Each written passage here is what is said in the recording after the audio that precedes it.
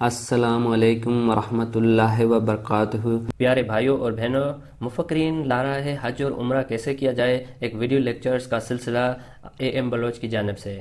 آج اس سلسلے کی پہلی قسط ہے، قسط نمبر 1، تعارف۔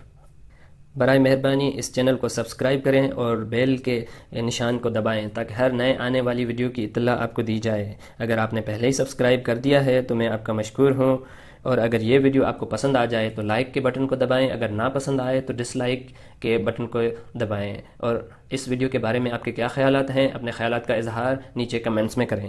اب آئیے چلتے ہیں مین قسط کی طرف۔ اس سے پہلے کہ ہم قسط شروع کریں، میں آپ کو خبردار کرنا چاہتا ہوں کہ میں کوئی عالم نہیں ہوں۔ جو بھی معلومات میں ان ویڈیوز میں آپ کو مہیا کروں گا وہ میرے ذاتی تجربات کے بنیاد پہ مبنی ہے، باقی اللہ بہتر جانتا ہے۔ حج اسلام کا 5واں رکن ہے، پر یہ رکن فرض نہیں ہے ہر مسلمان مرد اور عورت پہ۔ کچھ شرائط ہیں جن کے پورے ہونے کے بعد یہ عمل جو ہے وہ فرض ہو جاتا ہے مسلمان مرد اور عورت پہ۔ کب حج فرض ہو جاتا ہے اور کس پہ حج فرض ہو جاتا ہے، اس کی یہ شرائط ہیں۔ مسلمان مرد اور عورت جو کہ جسمانی طور پہ مضبوط ہو، جس کے پاس اتنے مالی وسائل ہوں کہ وہ یہ سفر طے کر پائے، اور اس کے پاس اچھی صحت ہو، کیونکہ اس عمل میں بہت زیادہ مشقت کی ضرورت ہے، اس لیے مرد اور عورت کا صحت مند ہونا ضروری ہے تاکہ اس عمل کو سر انجام پا سکے۔ حج اس شخص پہ فرض ہو جاتا ہے جس نے پہلے عمرہ کر لیا ہو، بجائے اس کے کہ کیسے آپ عمرے پہ گئے تھے اور آپ نے کہاں سے پیسوں کا انتظام کیا تھا۔ اگر آپ عمرے پہ گئے تھے تو یہ اس بات کا ثبوت ہے کہ آپ یہ تینوں شرائط پورے کر چکے ہیں، جیسا کہ آپ ایک صحت مند مرد اور عورت ہیں، آپ کے پاس اتنے وسائل بھی ہیں، اور آپ جسمانی طور پہ مضبوط بھی ہیں۔ جیسا کہ اگر آپ نے عمرہ کر لیا ہے تو اب آپ پہ فرض ہو چکا ہے حج، اس لیے جتنا جلدی ہو سکے آپ اس فریضے کو ادا کر دیں، اس سے پہلے کہ بہت دیر ہو جائے۔ اگر آپ نے عمرہ نہیں کیا ہے مگر یہ تینوں شرائط پہ آپ پورے اتر رہے ہیں، آپ کے پاس مالی وسائل بھی ہیں، آپ صحت مند بھی ہیں، اور آپ جسمانی طور پر مضبوط بھی ہیں، تو حج آپ پہ فرض ہے۔ اس لیے جتنا جلدی ہو سکے آپ اس فریضے کو ادا کریں، کیونکہ کچھ پتہ نہیں آپ کتنا جی پائیں گے، کیا آپ اگلے حج تک ہوں گے، صرف اللہ جانتا ہے۔ اس لیے جتنا جلدی ہو سکے آپ اس فریضے کی تیاری شروع کر دیں۔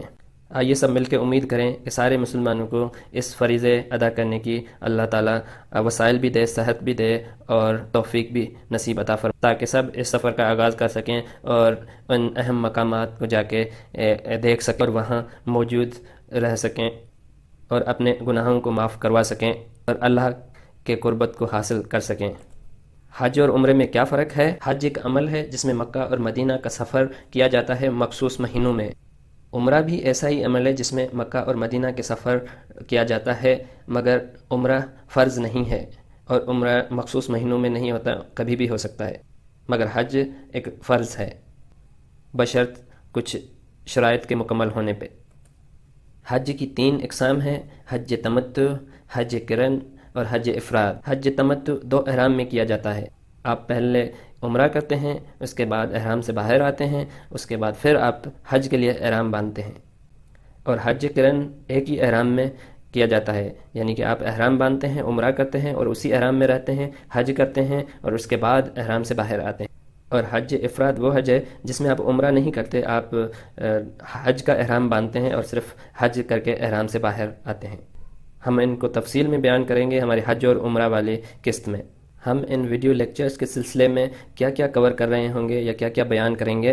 پہلی قسط تعارف ہے، دوسری قسط میں ہم کچھ الفاظ اور ٹرمز وغیرہ کو بیان کریں گے، تیسری میں ہم تیاری کے بارے میں بیان کریں گے، چوتھی کے بارے میں ہم آپ کے خود کی گرومنگ اور جو ہے ذاتی تیاری کے بارے میں بتائیں گے، پانچویں میں ہم حج اور عمرہ کے بارے میں بیان کریں گے، چھٹی قسط میں ہم دعاؤں کے بارے میں کہیں گے، ساتویں قسط جو ہے وہ ہوگی پہلی دفعہ جہاز کے سفر کے بارے میں۔ بہت سارے لوگ عمرہ اور حج کے لیے جاتے ہیں جن کا یہ پہلا جہاز کا سفر ہوتا ہے، اس لیے میں نے یہ سوچا ہے کہ اس قسط میں ہم ان کو بتائیں گے کہ وہ جہاز کا سفر کیسے کر سکتے ہیں۔ آٹھویں قسط جو ہے وہ احرام کی پابندیوں کے بارے میں ہوگی۔ قسط نمبر 9 میں ہم مدینہ کے سفر کے بارے میں بیان کریں گے، اور قسط نمبر 10 میں ہم مختلف زیارات کے بارے میں تفصیل سے بیان کریں گے، اور 11ویں قسط میں ہم مختلف غلطیوں کے بارے میں اور ان کی کیا کفارات یا فدیہ ہیں ان کے بارے میں بیان کریں گے۔ 12ویں قسط میں بنیادی عربی زبان کے کچھ الفاظ بیان کریں گے۔ 13ویں قسط جو ہے وہ آپ اپنی شاپنگ کیسے کریں گے آنے کے لیے، اور 14ویں قسط میں ہم 40 قرآن کی دعائیں جو ہیں وہ بیان کریں گے۔ اگر یہ ویڈیو آپ کو پسند آئی ہو تو اسے لائک کریں، اگر نہ پسند آئی ہو تو اسے ڈس لائک کریں، اور اپنے رائے کا اظہار کمنٹس میں کریں، اور دوسری قسط دیکھیں۔ آپ کا بہت بہت شکریہ۔ اللہ حافظ۔